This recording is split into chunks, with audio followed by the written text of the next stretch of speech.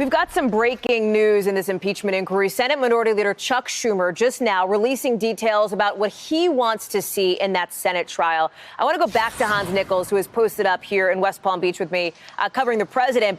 Although we are kind of covering Hill duty here, Hans, what does Schumer want to see? What's up with this new letter?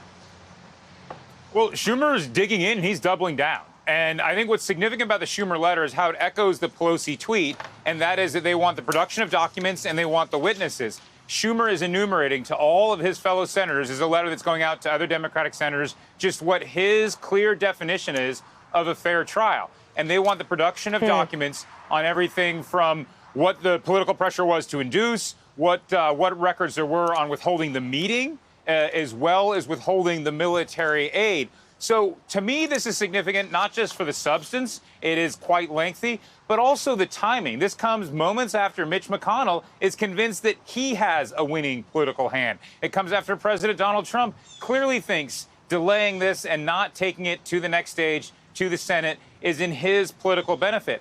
And I think, and let me hedge this very carefully, Hallie, but I think people should be prepared for the prospect there won't be a Senate trial when you look at both sides digging in. Now, it's always possible that both sides are bluffing, but, you know, you're over at the White House every day.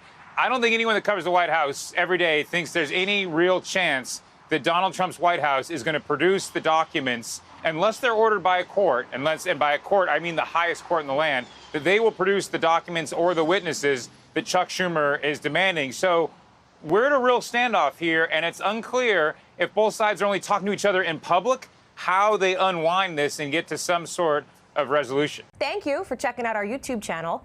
Why don't you subscribe? It's really easy. Just click on that button down there. And for more news from MSNBC, click on any of these videos here for the latest interviews and highlights. You can get more videos from MSNBC with our newsletters. Head over to msnbc.com/newsletters to sign up.